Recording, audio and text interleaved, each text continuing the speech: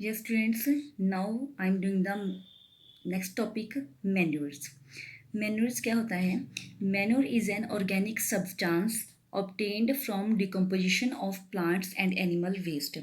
Manure एक ऐसा organic substance है, natural substance है जो हमें obtained होता है प्लांट्स और एनिमल की जो वेस्ट होती है उनके डिकम्पोजिशन से। डिकम्पोजिशन मीन्स उनके गलने से, उनके सड़ने से जो सब्सटेंस हमें ऑब्टेन्ड होता है, that is called the manure. हम उसको क्या कहते हैं? मैन्योर कहते हैं, यानी कि ऑर्गेनिक खाद कहते हैं। एक प्रोसेस है मैन्योरिंग। ठीक है, मैन्योरिंग क्या होता है? The process of adding manure to the soil is called the manure. ऐसा प्रोसेस जिसमें आप क्या करते हो? मैन्योर को सॉइल में ऐड करते हो। ठीक है, तो उस प्रोसेस को हम क्या कहते हैं? मैन्योरिंग कहते हैं। तो मैन्योर क्या होता है ये पता लग गया हमें, और मैन्योरिंग क्या होता है ये भी हमको पता लग गया। नाउ अब हम क्या पढ़ेंगे कि types of commonly used manures, कि कौन कौन से टाइप्स हैं मैन्योर्स की। तो ऑलमोस्ट जो है ये 3 टाइप्स का होता है। बेसिकली फर्स्ट टाइप जो है farm yard manure. Farm yard का मीनिंग क्या है? कि जो हमारे खेतों का चारों तरफ घेरा होता है, ठीक है, वो वाला एरिया, उसको हम क्या कहते हैं? फार्म यार्ड कहते हैं। तो it consist of animal dung, straw, leaves, urine and other farm yard waste. तो इसमें इस फार्म यार्ड में कौन सी वेस्ट रखी जाती है? एनिमल डंग, इनकी गोहा, स्ट्रॉ, तूड़ी वगैरह, लीव्स, पत्ते एंड अदर कुछ जो भी वेस्टेज होती है उनको इकट्ठा किया जाता है, जिससे जो है ऑर्गेनिक सब्सटेंस यानी कि मैन्योर रेडी हो जाता है। सेकंड है ग्रीन मैन्योर। ग्रीन मैन्योर में क्या होता है? It consist of green plants, commonly leguminous plants. जैसे कि मैंने पहले बोला था कि जो ग्रीन प्लांट्स होते हैं, जैसे पी प्लांट हो गया, लेग्यूमिनियस प्लांट्स ये सारे होते हैं, तो इनको क्या होता है? इनके रूट्स के अंदर राइजोबियम बैक्टीरिया होते हैं जो कि न्यूट्रिएंट्स जो है सॉइल को प्रोवाइड करते हैं। तो इस टाइप की जो मैन्योर बनती है तो उसको हम क्या कहते हैं? ग्रीन मैन्योर कहते हैं। थर्ड है कंपोस्ट। कंपोस्ट क्या होती है? It is a manure obtained by the decomposition of dead plants and animals.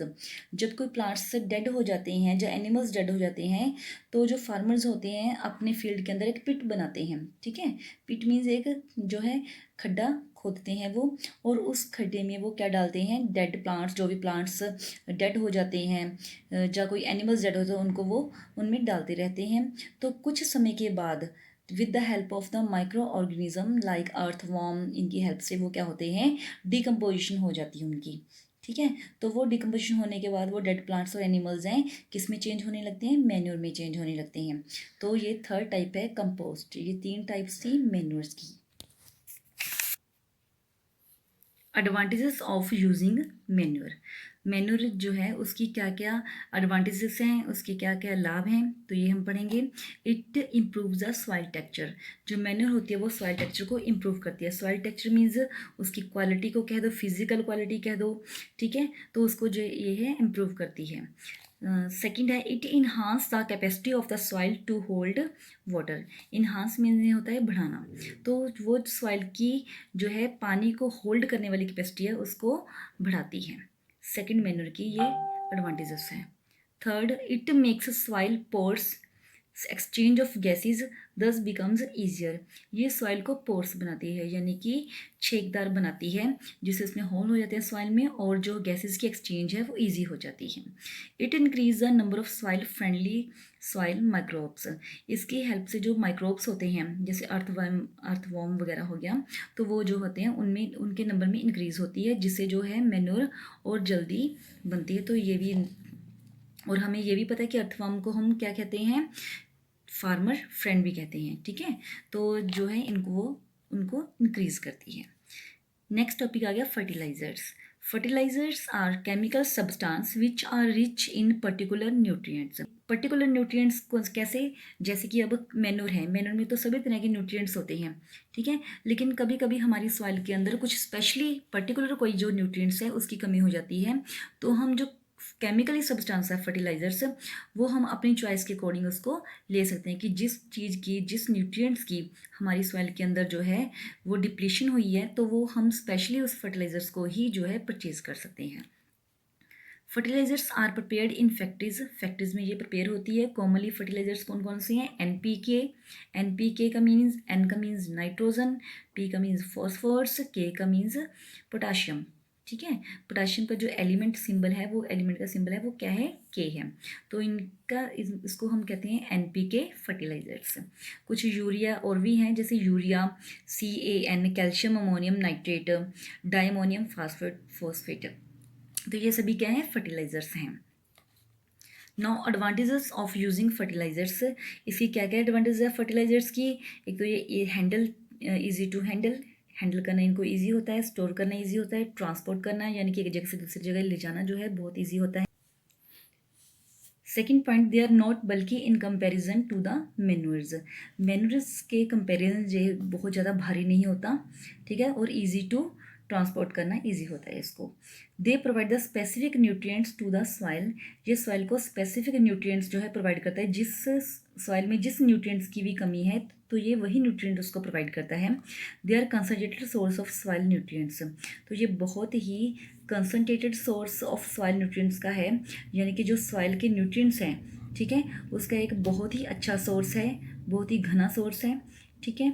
Disadvantages of using fertilisers, अब जो फर्टिलाइजर्स है जहाँ उसके एडवांटेजेस हैं उसके डिसएडवांटेजेस भी हैं। ठीक है, तो फर्स्ट डिसएडवांटेज क्या है? They make the soil less fertile, एक तो वो जो सॉइल को है उसकी फर्टिलिटी कम कर देता है। ठीक है, जो उसकी नेचुरली फर्टिलिटी होती है उसको कम कर देता है।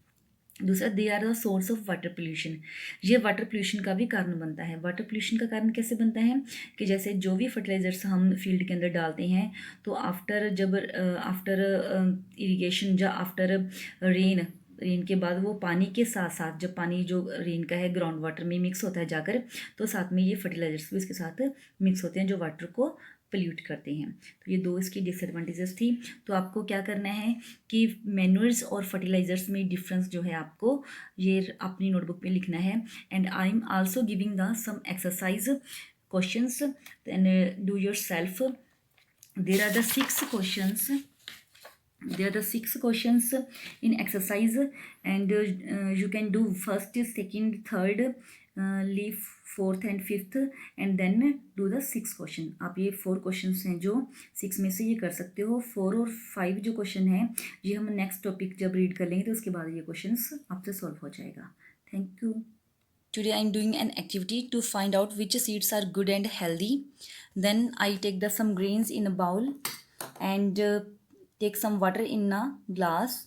Now I have put some grains in the water and leave it for 1 hour. 1 घंटे के लिए आप इसको ऐसे ही छोड़ दोगे। आप इसमें और ग्रेन्स ऐड कर सकते हो।